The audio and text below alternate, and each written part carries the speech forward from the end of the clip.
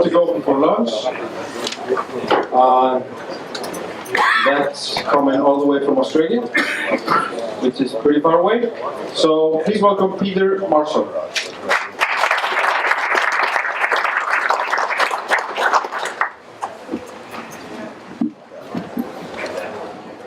All right. Can you hear me, everyone? Can you hear me, everyone? Okay. Listen. Thank you very much. First of all, for inviting me out here. Brianna, your executive, it's such a privilege.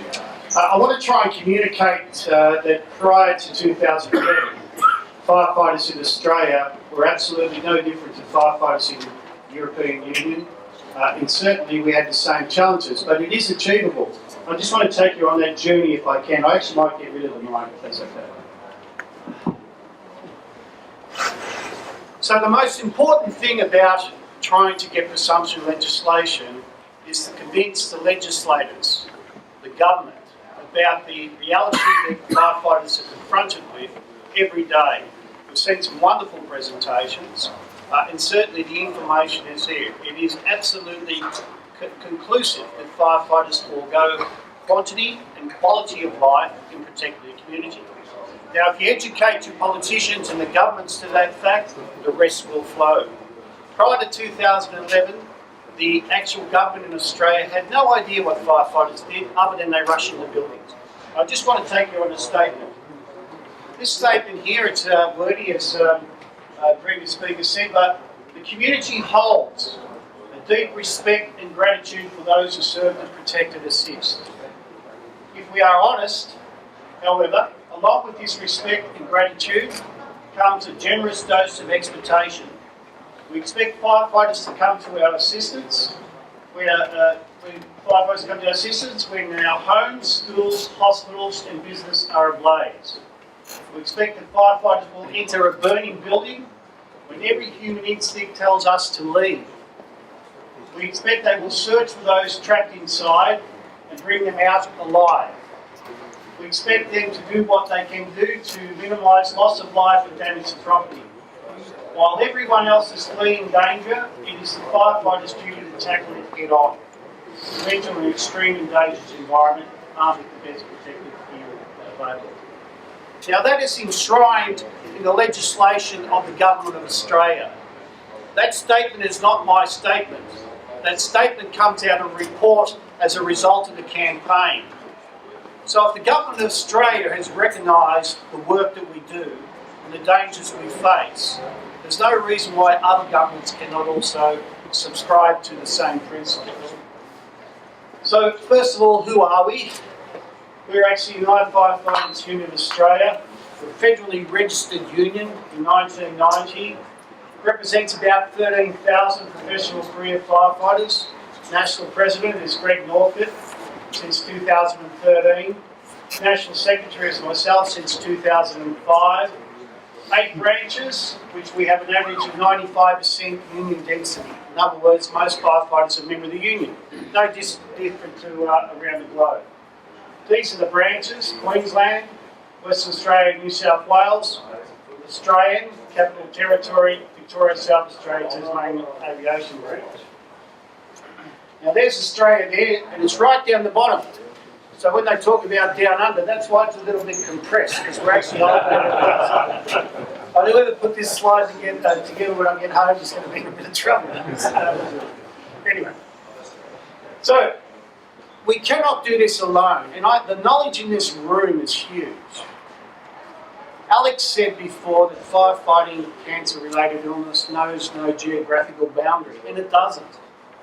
Many of the arguments were put against us is that, look, it's all right for this legislation over in North America, but firefighting in Australia is different. No, it is not, and we had to prove that. We went to a conference here, we all collectively came together, International Association of Firefighters, the Fire Brigades Union, the UK, UFU of Australia and New Zealand. And we listened, and what we said is, wow, can you help us? And they did. Can we achieve this? Yes, you can. And I'm proud to say we're the only country now outside of North America that has presumption legislation. But you will also get it yourself, and I'm trying to take you on a journey, hopefully, that we can give you some indications how to do that.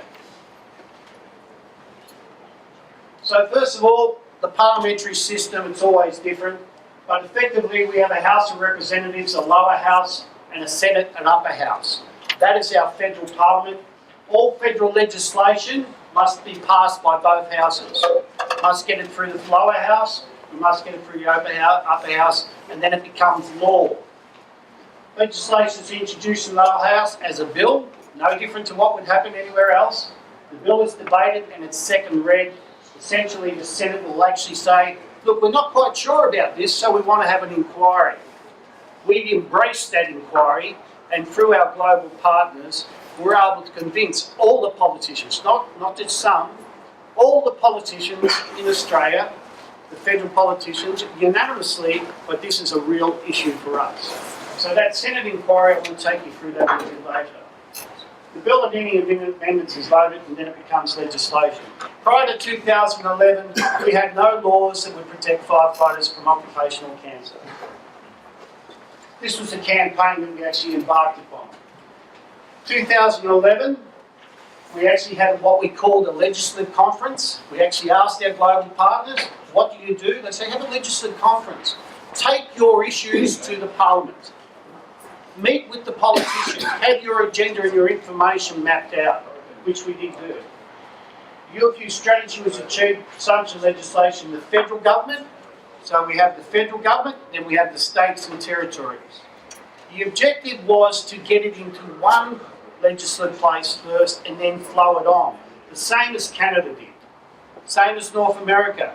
You only need one government to actually adopt the legislation, then there's the flow-on effect. To our advantage, the first starting point for us was our federal government, and underneath were the states. So we had a mapped out campaign. So in June 2011, the Fair Protection for Firefighters Bill was introduced. And that was about recognising the risks that firefighters face, the unavoidable risk for occupational cancer, and making sure that the current legislation that ensured compensation for injury actually dealt with that issue. The problem is with occupational cancer for firefighters and the current work cover legislation, whatever country where there is no presumption legislation, is simply this. A firefighter goes into a building, the roof comes down. Causation, effect, compensation. We've heard from the experts here that it's actually built up from exposures over many times. So when you come to the point, if you don't have presumption legislation, which fire, which toxin, in 30 years was the one that triggered the causation and effect? That's why you need presumption legislation, because it's absolutely impossible to pinpoint that fire. Now, we learnt that from our colleagues in North America, and the politicians understood that. So we introduced the bill in 2011, and then it went to the what we call the upper house or the Senate, and they said, look, we're not sure about this. We understand it's passed the lower house, but we want to have an inquiry. We embrace that inquiry because they've got an opportunity for us to tell our story. More importantly, our global partners came out and helped us tell that story from their own experience. UFU campaign to educate the public and politicians was extensive. You cannot do this half-hearted. You need to do it in a coordinated way. And it takes a lot of time and hours, but you will succeed. So first of all, this is not our template. The greatest danger with presumption legislation if someone tries to do it differently. If someone tries to go out there on their own, they're going to get it wrong. And then all of a sudden you'll have competing systems that will not work. That's why we said blank canvas in Australia. You tell us in Canada, North America, what you did, what was your campaign strategy. So first of all, non-partisan. You can make it politically a political issue, but not partisan. It has to be a political issue for all politicians, irrespective of political party. So it has to be non-partisan. In Australia, trade unions there usually go with the Australian Labor Party, and the Conservative Liberal Party they don't really get on with. This issue had to be non-partisan, because if you make it partisan, you fail. The other danger is simply this. Once it gains a bit of momentum, you have to make sure you have control, because a political party will take it up to put it against the other political party, then it's no longer your issue. You've lost it. Develop a legislative agenda in conference, so we had to go up there and educate, not just talk, actually have the presentation to be able to take the politicians through the science, through the experience from other countries. You all do this in some respect. MAP-friendly parliamentary members, in other words, we all have certain friends in politics. You need to use that friendship to educate the others. Media, education and public support is vital. You need to have the public on the side. Dedicated website and social media solely on this issue was set up to inform the public and politicians. Interaction campaign for public to engage politicians. So it's all right for the firefighters to engage with the politicians. We want the public to actually engage, saying we want you to look after our firefighters by putting in these laws.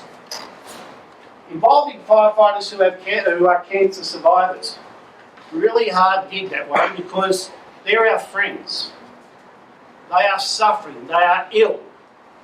But you know, the nature of our industry is special, because they know that their contribution potentially will make a difference for someone else.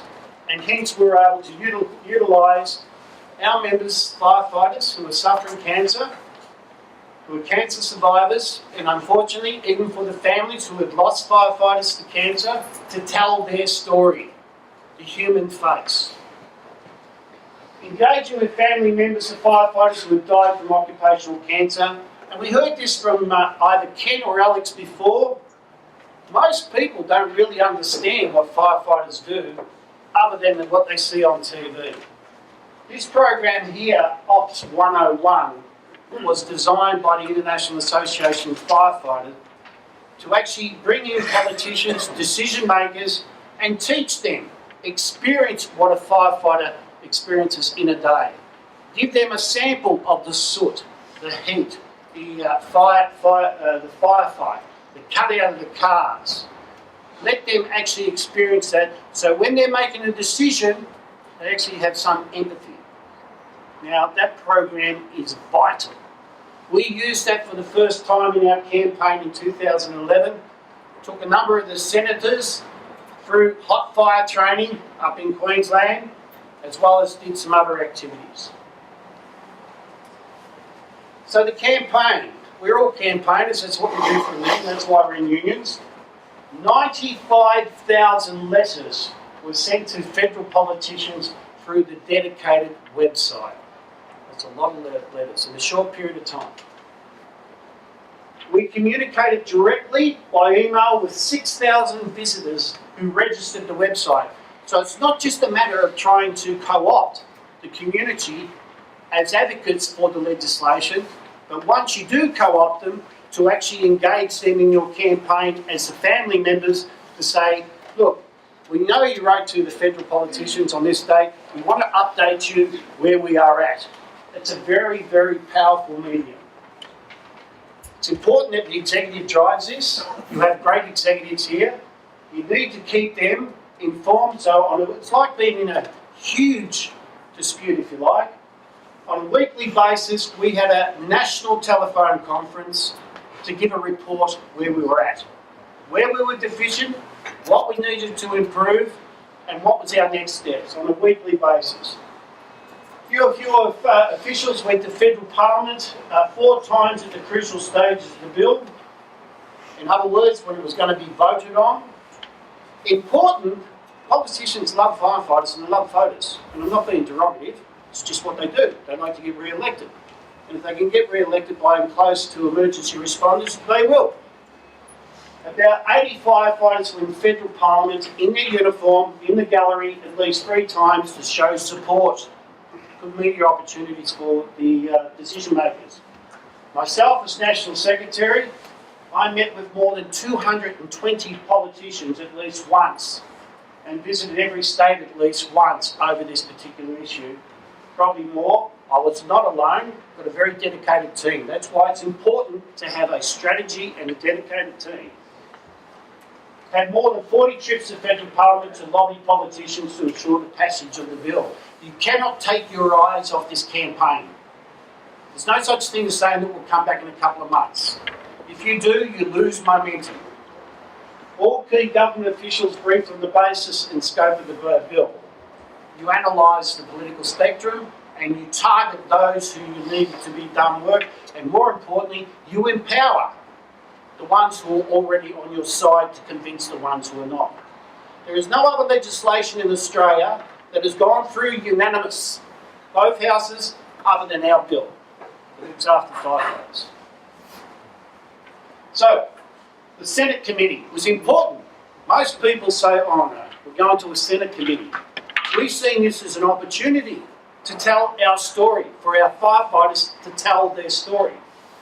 Heard evidence from firefighters of occupational cancer. Heard evidence families of deceased families. Experienced hot fire training to understand the nature of firefighting. Visited fire stations and training grounds. Heard from firefighting, toxicity, uniform and legal experts. Considered international research in the incidence of cancer in firefighters and link between firefighter and cancer. We had no expertise in these areas, but our global partners did.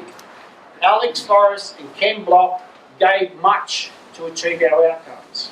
They come to Australia on many occasions, many hours, not many dinners in those occasions, lobbying politicians. The Senate inquiry accepted and relied upon the evidence of IAFF Canadian trustee and Winnipeg Firefighters Union President Alex Forrest, and Edmonton Fire Chief Ken Block. Without that expert evidence, we would not have the laws. It's as simple as that. Australian firefighters owe a great gratitude to Alex and Ken for the sacrifices they have made. Because the gaps we could not provide, because no one in Australia would do it. Could not get one chief fire officer to give evidence before the inquiry about the cost and the effect and the benefits. Not one. But we were able to have a very distinguished chief fire officer come out from Edmonton and provide that information based on facts. Alex is the foremost expert on cancer-related illness in firefighters in this globe. And I can guarantee you, even the most vigorous opponents to the legislation who were scientists, Alex was able to turn around. Now that's no easy task. So this is what the Australian Senate report, and there's a link here, and I suggest you read it later on, because this is the Senate of Australia, the peak decision-making body. That's the last compliment you two get, by the way. The peak decision-making body of Australia. And what it said is this, and you should use this, because there is no doubt it is conclusive. There's no argument against it. There can be no argument against it. And the more evidence, the more inquiries, the more studies, it actually becomes a fait accompli that this legislation is needed. There is a danger which I want to talk to you about, and I'll go through that in a moment, is that they will say that European firefighters are different to Australian firefighters. You don't experience the same toxins, you don't experience the same cars, the building material's different, your uniforms are different, your firefighter strategies are different. Wrong. Again, using our global partners, because that was their excuse not to do the legislation. Our global partners provided us with a study that talked about construction materials and the toxins that were actually given off by that construction materials on fire. And they are the same in Europe, in Iceland, in London, in Melbourne, in New Zealand. They are the same toxins. Argument defeated. The committee has carefully, comes out of our report. The committee has carefully examined a large amount of evidence with which it is being presented. Study after study has pointed into a higher risk of cancer for firefighters than general population. Science has confirmed what firefighters suspected for decades, that a disproportionate number of them in the prime of their lives, and we heard those figures earlier, 40 years of age, succumbing to a terrible illness of cancer, not normally normal population. Again, the statement about firefighters foregoing quality and quantity of life and protecting the community is so very true. Science has confirmed what firefighters suspected for decades, that a disproportionate number of them in the prime of their lives are brought down with illness, usually reserved for the old and infirm. This is not our statement. What I'm trying to communicate, this is the position of the Government of Australia. So how can anyone argue after they were actually opposed to it? Then the committee went on to say that the committee recognises that when a person spends their professional career inhaling and absorbing known, and probably some as yet unknown, carcinogens in the course of public service, it is the moral duty of the community to enable them to seek compensation should they fall ill as a consequence. For this reason they passed the bill, they recommended the bill was passed. Again, this is both houses of Parliament in Australia. The politic became looking after firefighters rather than one of opposition. There's a copy of the Senate report, and I don't know if I can do this. Can someone click on that? You can get this later on. It's not a long report, but it's a very detailed and very powerful report on advocating the need for these laws. I have no idea how to do that. Let me tell you, on the iPad it was really easy. Doesn't matter. Go back to it. Oh, you go. Somehow I've got to get to you. That's all right.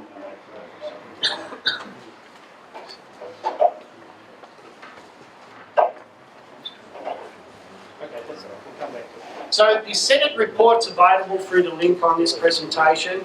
I suggest that you actually have a read of that. All the arguments that were put against us, that will be put against you, are answered in that report based on global evidence, scientific evidence and personal experience. There is no issue that you will not be confronted with that has not been addressed in that report.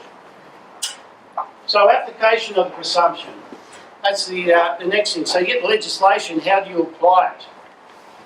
So it must be a professional career firefighter, must be diagnosed with one of the listed cancers.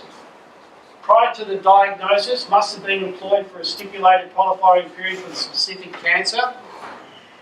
Can be done over 2 or more periods of service. In other words, if you change jobs, portability. Must have been exposed to hazards of a fire scene during that period.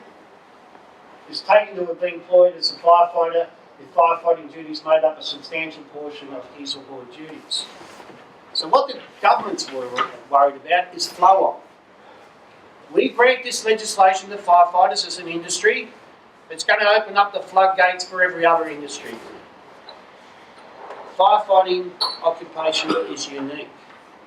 The legislation addresses a unique circumstance that no other occupation has to go into an unknown environment where there's potentially up to 70,000 different toxins, different carcinogenics that they're exposed to one time.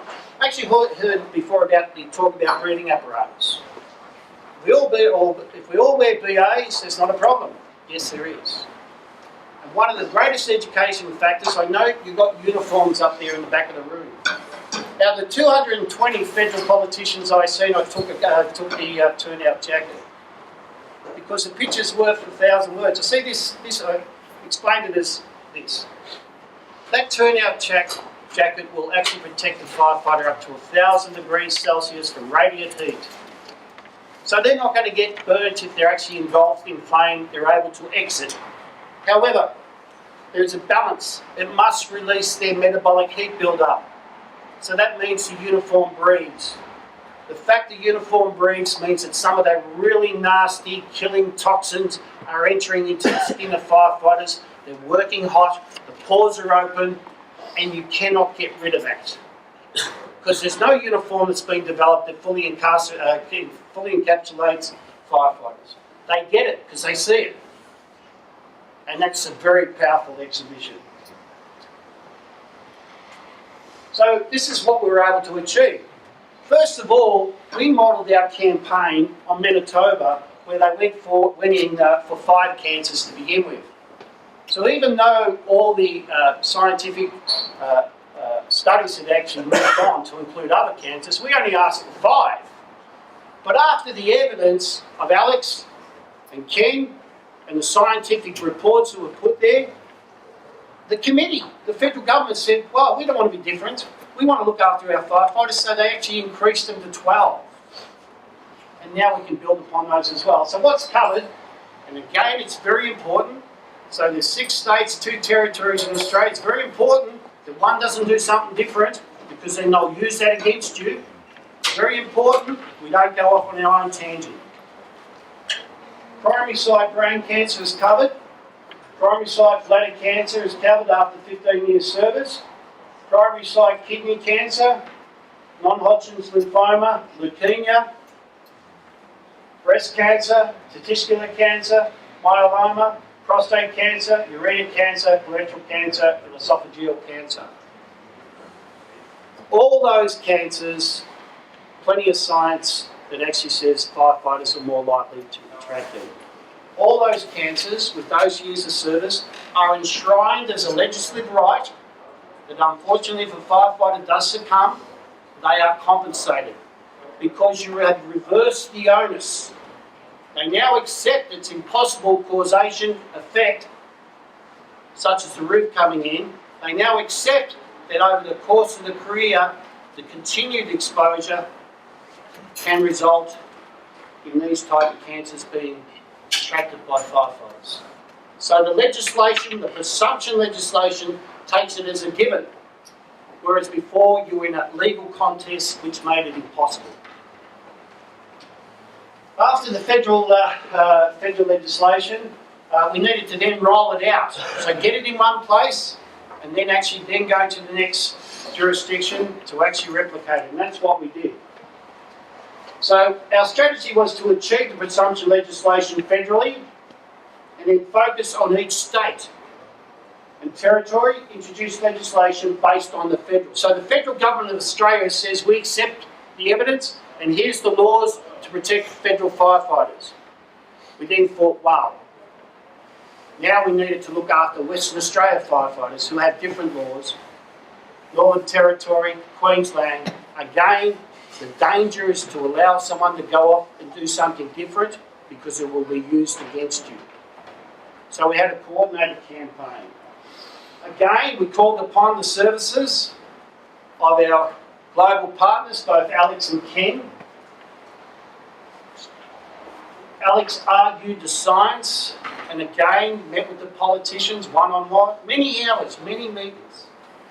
Ken, being a distinguished chief fire officer, produced the actual cost of this legislation and showed that it was actually firefighters just accessing their entitlement. The benefit of the legislation was that also there was an awareness, and I'll talk, I'm not in my presentation, but there's been better systems put in place, and we're happy to share those as a result of this. Earlier detection, clean areas, contaminated areas, transflow areas. Station design is now a factor that actually has to take in consideration of this. So there's some amazing benefits coming out of it. Again, I'll go to the bottom paragraph. Edmonton Fire Chief also associated his evidence as the costing to benefit Edmonton presumption legislation was compelling. I said that really quick.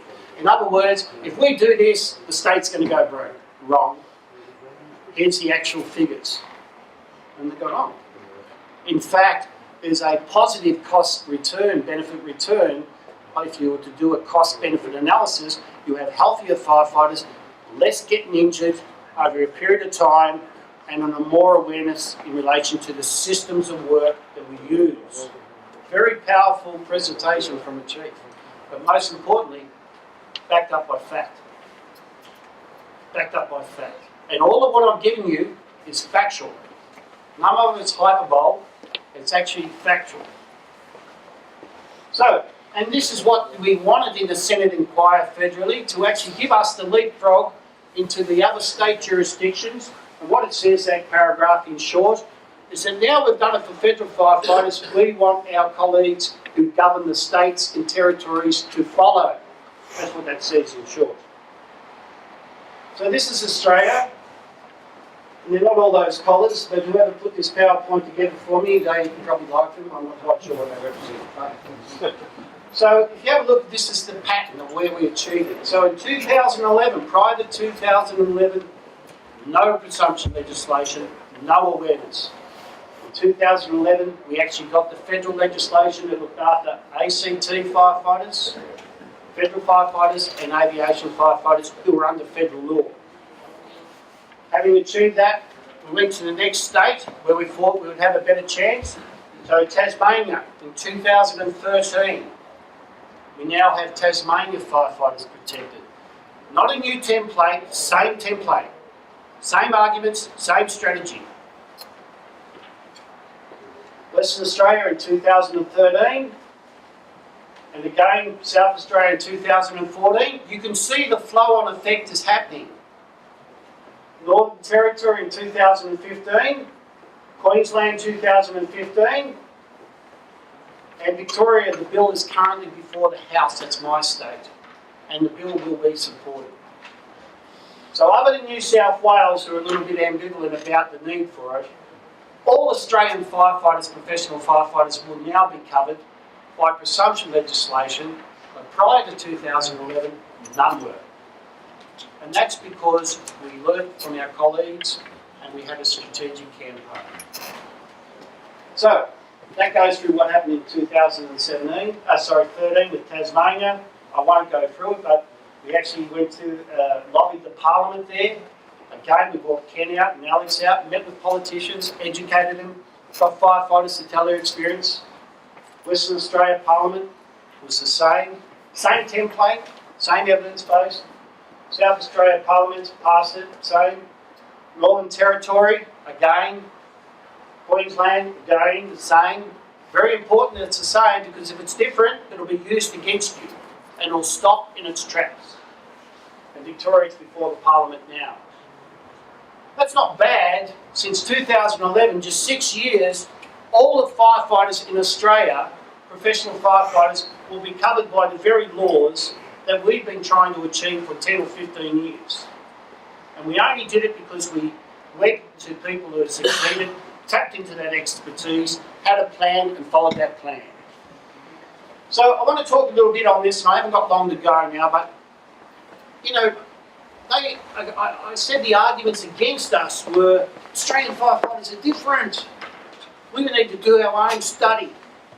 And I thought, well, being a union official, I automatically thought, no, we don't really want to engage in that.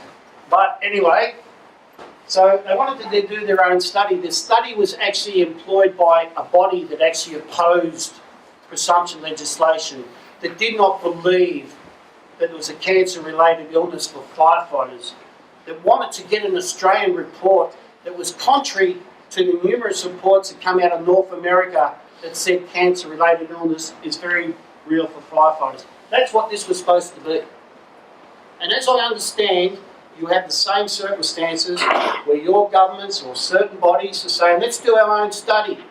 Very dangerous. Very dangerous unless you have input into that study. So first of all, I'll go through what it actually figures was. Alex actually said it's the largest study, and it is a very large study. 232,871 firefighters to study for almost every state and territory in Australia.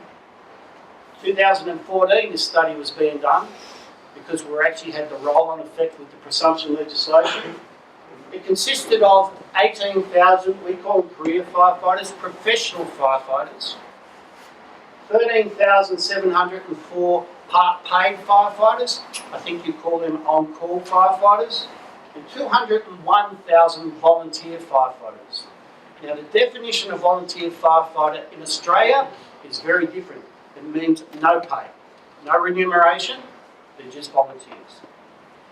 And what it found was, and let me tell you, our outcome would have been very different. We have 97% membership. We said we're not playing, we're not engaging, unless we actually have input into this study. So we called upon Alex again, said, I know that we've sort of gone to the well a few times, but can we actually go back again?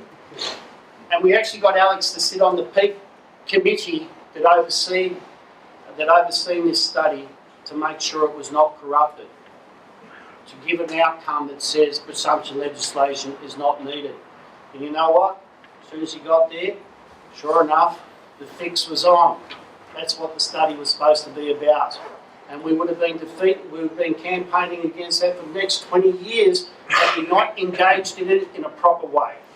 So my message, if anything over here, is do not lose control of a study. Make sure you have the expertise that understands how studies work and how they can be manipulated. Because if there's a bad result, you'll spend decades trying to undo that. If any message comes across, that is the message. How do you do that? First of all, you have a monopoly of labour. They cannot access the subject matter unless you agree. And it's as simple as that. We don't agree to participate unless we actually have input into it. And then we're happy to participate because we think it's a good cause. That's how we achieved it in short in Australia. So what it found was the cancer incidence for career firefighters was significantly raised compared to Australian general population. Everything that every other study in North America had said, Australia turned out the same. No overall increase at cancer risk for volunteers. Interesting stat. They actually sampled 202,000 of them, and they actually found that volunteers, different to your volunteers, they have no remuneration. They go to very few fires, maybe go once a year or twice a year. There was no overall incidence of cancer raised in those statistics. No overall increased cancer risk for paid part-time firefighters. We disagree with that depending on the frequency. I mean, some part-paids do more calls in some areas than what full-time do. So, we actually are working on that issue. The incidence of cancer is significantly raised for male career firefighters who work for 20 years or more. Again, this underpins the fact that the philosophy or the belief that it's actually an accumulated exposure which actually results in firefighters becoming ill from cancer-related illness is true. Over 20 years after accumulated exposure, there was more.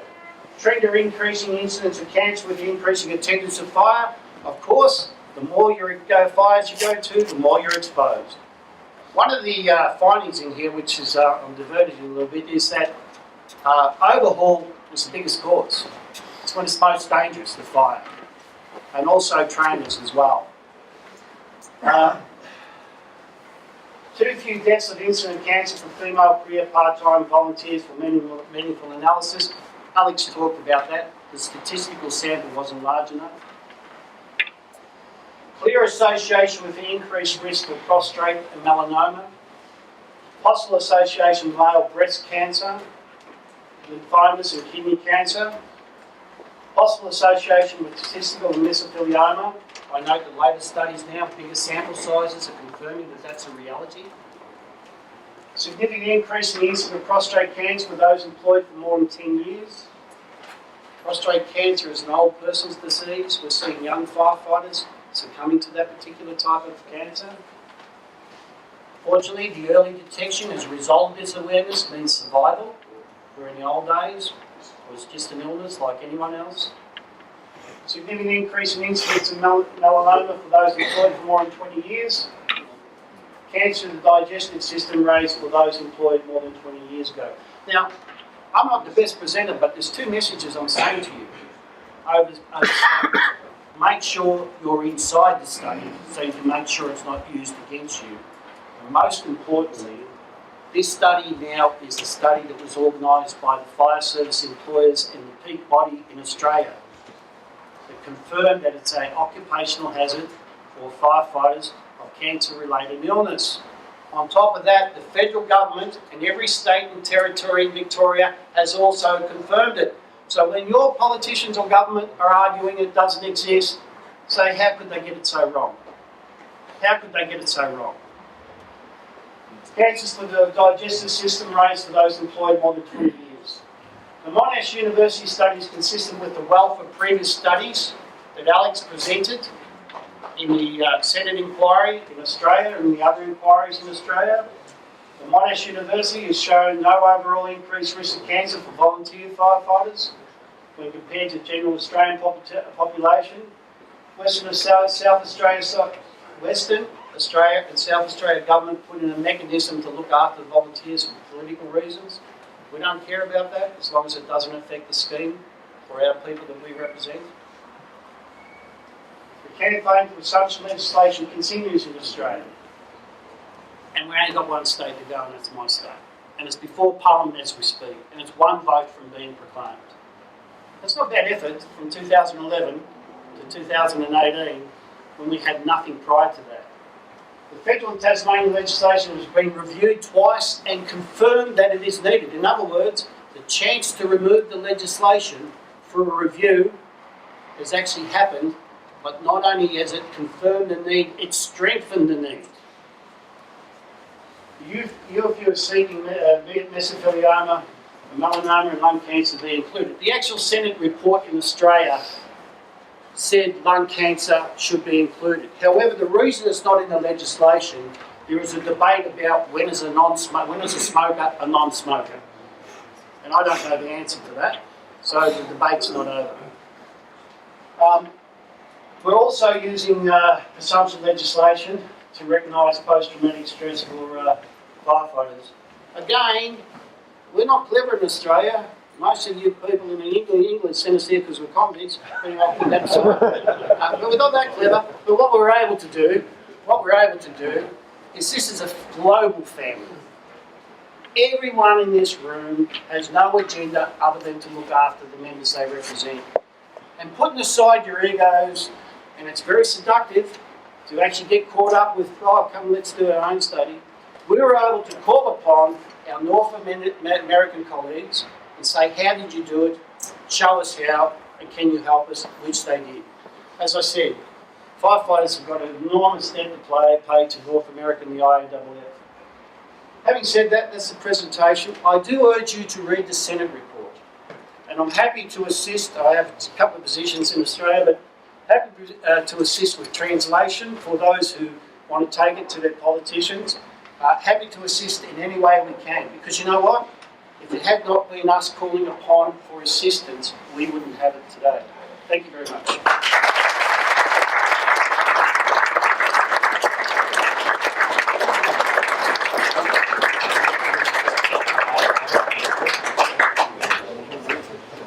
I have to pull my belly back.